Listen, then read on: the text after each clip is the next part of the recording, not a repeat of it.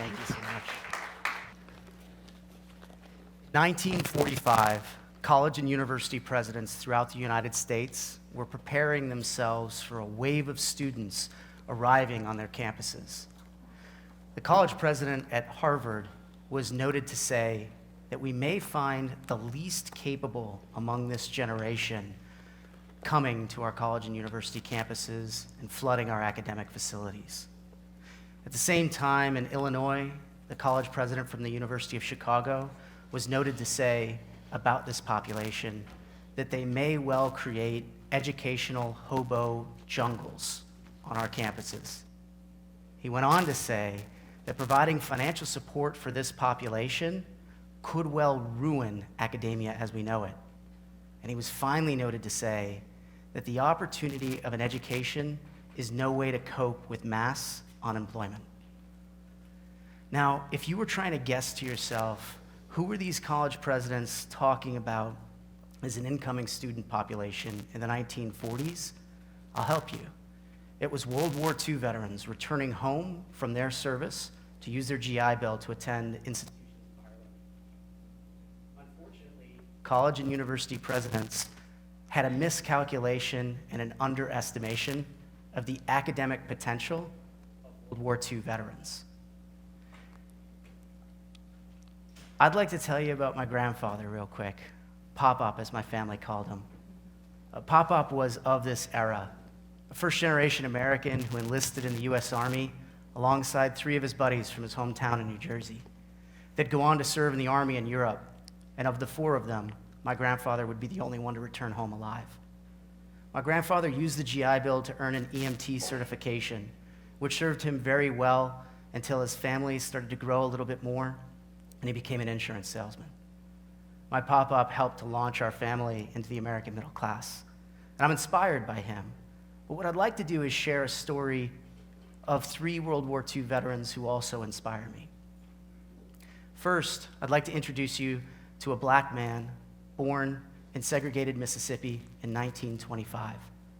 This individual will go on to serve in the U.S. Army, literally storming the beaches of Normandy, but in a segregated unit.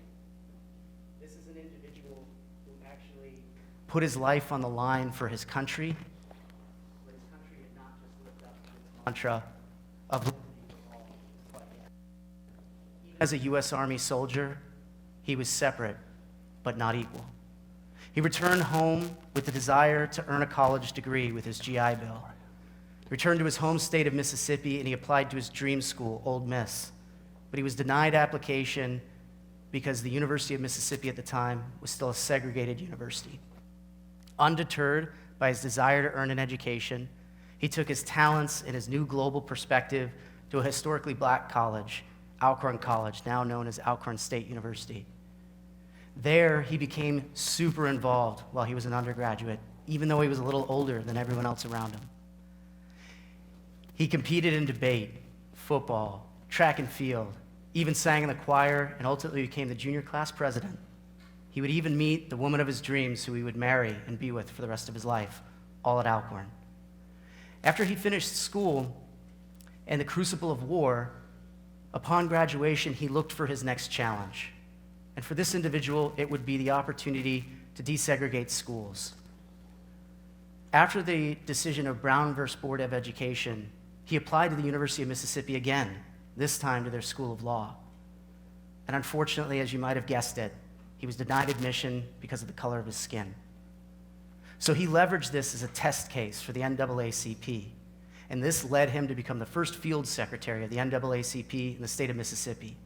There he worked to organize boycotts and to organize more chapters for the NAACP throughout Mississippi. He would go on to gain prominence for his success in helping to advocate to integrate the same school that denied him, Ole Miss, by helping an Air Force veteran become the first black student to enroll at the University of Mississippi.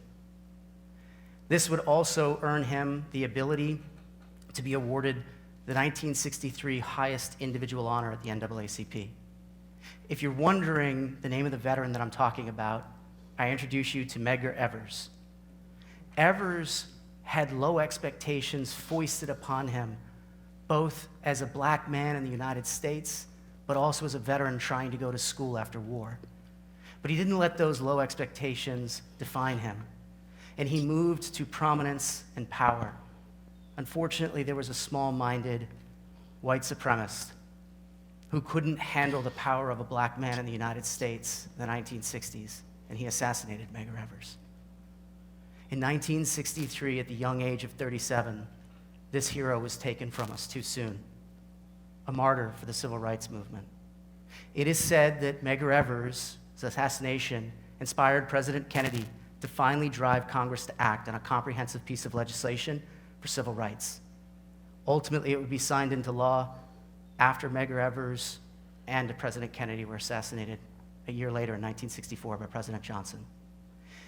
You see, Medgar Evers was willing to give his life to his country, and when he returned home with his courage of his convictions and his college education, he fought and ultimately gave his life so that all Americans could pursue any dream that they have. Medgar Wiley Evers was interned at Arlington National Cemetery with full military honors. History knows his name, and we remember his legacy. I'd like to share my second inspirational story of World War II veterans. At the height of 6 feet 2 inches tall, he was recruited out of high school to play basketball at the University of Kansas.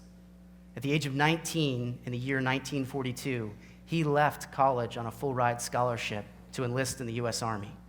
He would eventually become part of the 10th Mountain Division, and as a second lieutenant, he was fighting in Italy, storming a German machine gun encampment, and he was cut down by enemy fire that severed his spine and shattered his right arm. Thought for dead, he was eventually moved to a military hospital close home in Kansas because medical doctors at the time didn't think he would survive. Fortunately for this individual, finding resolve in his situation, he found an orthopedic surgeon. He would affectionately refer to him as Dr. K. Dr. K actually is a survivor of Armenian genocide in World War I, and Dr. K operated on this individual 7 different times, helping him to eventually walk again by regaining feeling in his legs. He would get partial feeling in his left arm, and for the rest of his life, he'd remain paralyzed in his right arm. This individual, 3 short years after almost dying, used the GI Bill first at the University of Arizona, and then ultimately transferred a little bit closer to home to a school in Topeka, Kansas, called Washburn University. Majored in law, and while he was a student veteran, was elected to the Kansas House of Representatives. He'd graduated at age 29, just beating 30, and then he would eventually go on to become a member of the U.S. House of Representatives, where he served for 8 years, then becoming a United States Senator, where he would serve in the Senate until leaving office to run for President of the United States, famously having lost to Bill Clinton. If you haven't guessed by now, I'm talking about Senator Bob Dole. Senator Dole, after serving alongside his fellow Americans and becoming a veteran with a disability, gained a new perspective and understanding and became motivated to try to find civility and bipartisanship and not submit to political tribalism. Senator Dole was convicted to work with people whose decisions and thinking was different than his own. A lifelong Republican, he found a way to partner with Democrats and actually help to uphold American Civil Rights, Voting Rights Act. He expanded food stamps and Social Security. He even worked to help create Martin Luther King Jr. Day as a federal holiday, and he passed the Americans with Disabilities Act. Senator Dole passed away last year. I had the personal honor to serve as an usher at his funeral. And while standing alongside President Biden and President Clinton, I could see the true bipartisanship and civility that Senator Dole tried to inspire in others on full display. My third World War II veteran that has inspired me is a young woman who helped to make history when she enlisted in the U.S. Marine Corps Women's Reserve in 1943. Her jobs would be secretarial in nature, driving a truck, or being a dispatcher. You see, in World War II military era, women were judged more by their gender than their capacity to serve. She didn't let that stop her, and she achieved the rank of staff sergeant, separating from active duty, and ultimately going to college in Philadelphia using her GI Bill, and then transferring to the School of Drama at the New School in New York City. Majoring in the arts, upon graduation, she actually had a really successful theatrical career. But it wouldn't be until she gained a prominent role at the age of 50 that she moved to the small screen.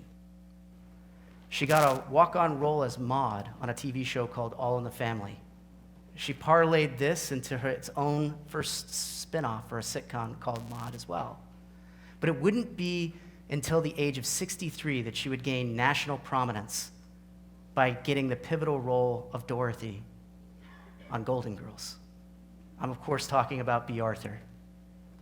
Now, Bea Arthur didn't let low expectations drive her, much like Medgar Evers and much like Bob Dole. She leveraged what she knew to try to help others. And Bea Arthur, it is true, had a successful career in acting and was also a prominent veteran. But I believe one of her lasting legacies is in the creation of the Bea Arthur Residence for LGBTQ+ homeless youth. She died in 2009 of cancer, and her son was known to say about his mother that Bea Arthur championed innocence, animals' rights, children, LGBTQ+ youth, and Native American higher education. You see, she was an inspirational character that continued to find ways to serve others. And Bea Arthur has a famous quote in which she said, "You are what you love and how you give back." And so I'm inspired by Bea Arthur because she's a reminder to me that none of us are ever too old to pursue what's next. I remind myself of that during my late nights and early mornings as a full-time PhD student at Syracuse University pursuing my doctorate, while I'm also raising a beautiful little boy with my loving wife and working full-time at Student Veterans of America. That notwithstanding, I love higher education, and Bea Arthur taught me to do what you love. And I love the ability to make sure that veterans and adult learners have their fair access to educational opportunities. But I'll let you in on a little secret. I didn't always love education. For a long time, I feared it. And if I'm being totally honest with you, for a while, I was really intimidated by it. My parents didn't go to college. So as a first-generation college student, I wanted to try to raise the expectations for my family. And if anything, I went to college because it was a personal goal, but I stayed there because my time in the military taught me, if nothing else, that often that thing you fear is exactly the thing that you're supposed to do. On August 5th, 2001, I enlisted in the world's finest Navy. I had joined a peacetime military. I left for basic training, and a month later, the world changed forever when the attacks on American soil happened on September 11th. At that point, my time in the military would change, but not just for myself, but for millions in my generation. Lobbying. Our time in uniform would now be during a time of war. I ultimately finished my time in the military and achieved an associate's degree, and then I became a transfer junior right here at Florida State University. When I first got that acceptance to Florida State, I was overwhelmed with gratitude. But when I first arrived in Tallahassee, I'll be honest with y'all, I felt like a little bit of a fish out of water. Did you hear? I was 28 years old and a junior, and I couldn't help shake the feeling that I didn't quite fit in. And what's worse is I started to develop the idea that maybe I didn't belong here. But ultimately, for me, I couldn't really shake this sentiment that I kept feeling over and over again. And I know it's a sentiment that many student veterans feel as well. And it goes something like, well, gee, thank you for your service. But let's be honest, if you were capable enough to get into college, how'd you ever wind up in the military? And it's this idea of low expectations that continue to persist.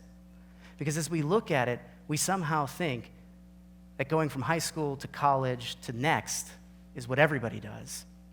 But believe it or not, the research demonstrates different. At present, only 15% of all undergraduates in our country are what you would consider traditional students that take that path. 85% of students that are in college right now have taken an alternative path to their education. And that doesn't mean that they're any less college material. These individuals are more likely to be working parents. They're more likely to come from lower socioeconomic backgrounds, commute to school, or be first-generation college students. And student veterans are no different. Now, since 1945, our ideas in higher education of who belongs and who should be included have improved for women, people of color, people with disabilities. But oddly, the data still seems to demonstrate that our impression of military service or a non-traditional path to higher education is still one that's looked down upon, about being not college ready. When we look at this population of post 9/11 veterans, we see a generation that has actually achieved higher GPAs. Nationwide graduation GPAs are at 3.47. The top 3 majors for this population of veterans in school right now are in this order: business, science, technology, engineering, and math, and health-related fields. And ultimately, they have a success rate higher than the national average. And when they graduate, with their educations in hand, they're less likely to be unemployed than civilians who have never served. All that notwithstanding, when we look at the population, I'm struck by something else. I'm a millennial, that generation born between 1981 and 1996. Now, my generation's not perfect. I mean, what generation is? But I'm struck with how similar we are to my pop-pop's generation. And when we ultimately look at it, we notice that in 1998, a gentleman by the name of Tom Brokaw wrote a book about a generation born between 1901 and 1927. They came of age during a time of 2 world wars, the Great Depression, and ultimately civil rights era. He renamed this population the greatest generation, but he did it 50 years after they came home from their war. I don't think we should wait that long. And for the generation who came of age on the American attack on September 11th, who survived the Great Recession, who are coming to leadership roles during times of civil unrest, racial justice, and a global pandemic with crippling debt, we have the opportunity to see what's next. I believe in the transformative power of higher education to shift the possible for our future. And if we can find a way to make education inclusive of all veterans and all Americans, we have the opportunity to redefine what the future looks like. Now, referring to any one group of people as the greatest generation might indicate that our best days are behind us. But I challenge each of you as you move out into the rest of your lives to be on the lookout for those that might help us define America's next greatest generation. Thank you all so much.